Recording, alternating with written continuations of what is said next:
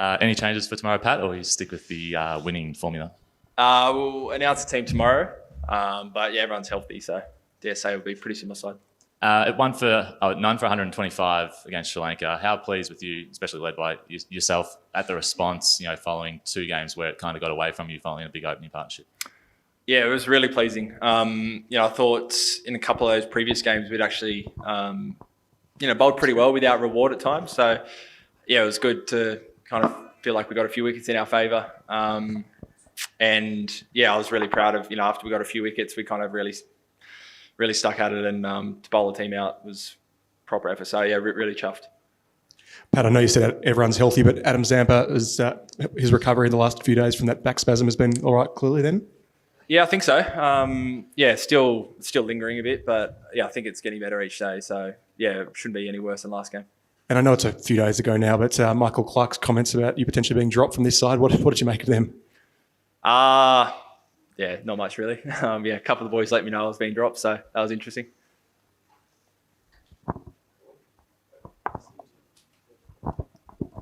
Pat, what do you expect of Pakistan? What do you make of their progress so far? What are the dangers in their team? It's quite a few really. They're a side that always seems to be right up there. Pretty well structured, I think, across. Some really good quick bowlers who can do some damage. Some spin bowlers that can bowl 20 of their overs plus. And then they've got, I think Rizwan's the leading run scorer. Babar Azam's always good. A couple of other batters that have scored a lot of ODIs lately. So they're a really strong side pretty much in all facets. Pat, the win against Sri Lanka aside, in a long tournament like this, do you keep ticking boxes along? Because there's always that talk of peaking at the right times. And if so, what boxes do you think you did take against Sri Lanka? Yeah, probably given up the right to peak up the right time by losing the first couple. But I think you're always chasing that perfect game. I think for most of last game we were really good. But yeah, there's always a couple of areas. Yeah, again, they had a big partnership up front. Took us, 5 wickets down, I think, to knock out the title. So it was a really good game, but there's always little things you can look at. And sorry, just on that, Pat, how much of it came from you in the sense, in the early half, the first 25 overs, there was obvious frustration, the wicket wasn't coming, you shrugged your shoulders as well once. But then the drinks break, getting those first 2 wickets, so how much of that came from you? And did you just fire yourself up in that period? I don't know. I think after the first 2 losses, everyone in the team was really keen, trying to make amends, maybe even trying a bit too hard for the first 25 overs. Everyone in the field was diving around, plenty of kind of energy. So I think it was pleasing to get the breakthrough. Would have liked for it to come early. But once we got the breakthrough, it felt like then we got on a roll, which we earned. So, yeah, I wouldn't attribute too much credit to myself. Everyone out there was awesome. Hi, Pat. Shumit here. You won the toss in the first 2 games and lost those games. And finally, against Sri Lanka, you lost the toss and you won the game. So are you hoping you will lose the toss tomorrow? Yeah, potentially. Yeah, it's tough. So, is it a challenge to decide what to do because of so many venues and different conditions and, picking the team and deciding on the toss? I think it can be.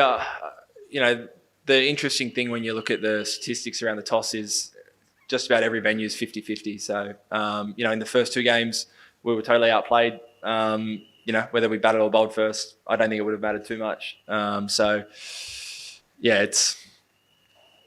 not like a test match or anything. ODI cricket, it's kind of, I don't think it makes a huge difference. And, yeah. Hi, Pat. Talking about Alex Carey's form, we know how important he's been to the Australian middle order. Is he by any chance going to get a nod tomorrow? What do you think? Is the form a bit of concern? Alex has missed out in the last couple, which is unfortunate. We know he's a class player, but Joshy stepped up last game was awesome. So again, we feel really lucky that we got someone like Alex Carey in the squad who can't find his way into the 11. It's a sign of a pretty strong squad, I think. Hello, Pat. Good afternoon. Pat, the batting has not been as what you would have wanted in the first 3 games. So how important is it for the batters to get the game going, especially from the game against Pakistan onwards? Thank you. Yeah, of course, really important. Especially at a venue like here in Bangalore, I dare say it's going to be high scoring. Smaller field, pitch is always really good here. So, batting's super important. I think the way the guys started last game really set the tone. Mitchie and Davey up front from the first over taking the game on. That's what we want from our players. They're working really hard. They're doing all the right things. So I'm sure plenty of runs are around the corner. Hi, Pat. Pakistan, the bowlers are struggling to bowl in the middle overs. They are conceding a lot of runs. They are not taking as many wickets. So, do Australia plan to particularly, attack them or put them under pressure in those areas and during that period of the play? I don't think we'll, have a really specific plan around that. It is most games of ODI cricket's won in those middle overs, either by, not conceding wickets when you're batting or trying to get a few breakthroughs with the ball. So, it's an area of the game that we spend a lot of time on how to navigate through. We're always to our players, play what's in front of you. If you feel like it's a good opportunity to attack, then go for it. But if it feels like maybe a moment that you just need to bide your time and set up for the back end, that's also okay. Hey Pat, just with the start that you've had in this World Cup, a lot of observers talking about how much, particularly I guess with the bowling nucleus of the bowling attack, Cameron Green, that players have looked a bit tired because of the volume of high intensity cricket you've had in the last 6 months. Is there anything in that? Would you admit it if there was? I'd say it's not overly different to any other international team. The nature of being international cricket is you play a lot, probably over 100 days of the year you're playing cricket. This one's been particularly busy. I think we've done a good job of managing everyone as best as we can. So I wouldn't say that's a huge factor in the first 2 losses. And just quickly, if I may, you were talking about the toss and deciding what to do. How important do you think, or how much of a factor is dew been in this tournament with the variation of it around the country, and how much do you investigate that when you're looking at games?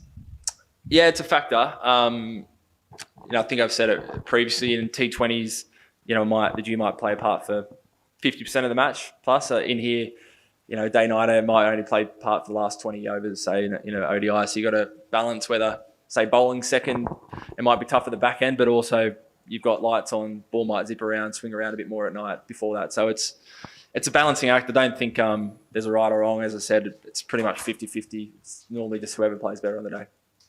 Hi, Pat. In addition to my colleague's question, what do you make of Shaheen Shah's struggle? He's lacking fitness and not taking wickets? To be honest, I haven't been watching too much, so I can't really comment on that. But he's always a good competitor. He's always a threat up front. So, we'll hopefully keep him quiet tomorrow. Yeah. Pat, see, some controversial statements have been made. Firstly, Mickey Arthur has made some controversial statement. Then we saw even Mohammad Rizwan, he made a controversial statement that he's supporting this victories dedicated to Hamas. So do you think this all is required on the cricket field? Because it's simply politicization. What's your view on this? I think I only got half of that. But yeah, I love seeing sports people seeing their personalities brought out as well. So yeah, no hugely strong thoughts either way. Pat, you addressed the middle overs a little while ago and how vital it is to the result and all of that. As a bowler, and specifically in Indian conditions, how hard is it to sort of bowl through those overs? And do you sometimes sort of, risk giving away runs in order to pick up those wickets in that phase? Yeah, for sure. It's a delicate balance sometimes where they're trying to keep the run rate in check, try and go for 3 or 4 and over, or do you try and risk it to pick up those vital wickets? And I think you saw a bit of a shift in this last game. South Africa, we felt like we had them relatively under control, but we didn't get any wickets. Last game we were a little bit more aggressive, a few more bounces, and fortunately got us a breakthrough, and that's kind of where you get into the game. So I think it's always that delicate balance. Pat, with a couple of century opening stands against you guys in the last couple of games, does any consideration come to you to take the new ball potentially? Not overly. Kind of before the tournament, you bounce around plenty of different ideas. But at the moment, we look back at the last couple of games and haven't got the wickets, but there's probably been, 3 chances in each first 10 overs that we just haven't got, or, LBW missed by millimetres or player misses. So we've been really happy with, the guys up front. Yeah. And is there an arrival date for Travis Head locked in at this point, or? I believe he's on a flight right now. Is that right? Yeah. Thank you. Pat, quite an extraordinary thing that the Australian Cricketers Association have decided to do in funding for the netballers in Australia. Can you talk a bit about your thoughts on that and why you've decided to do it? It's never been done before cross sports, really. Yeah, I can. Obviously the netballers are in a bit of a tricky situation at the moment. We're in a similar situation 6 or 7 years ago. And we got some support that really helped the players. And that was, I think, from a few outside individuals. So they asked for a lending hand, and the ACA stepped up and said, yep, we'll create a bit of a fund to help you out and hopefully get you through these next couple of months. I know all the sports are pretty closely linked and all the players' associations work really closely. So, I thought it was a good opportunity to be able to help. Pat, was there a sense of relief for you guys when you saw the Netherlands-South Africa result? And how much does that open up the whole kind of, situation thing for you? Yeah, it was good. I won't lie. I think it just evens all the teams out really. So they played really well. We've got them after this game. I think what we're seeing in this tournament is it's 10 really strong sides. It's not sides that are just making up numbers. They've all qualified and they're all here because they've earned their spot. So there's no easy games. It's everything's pretty full on.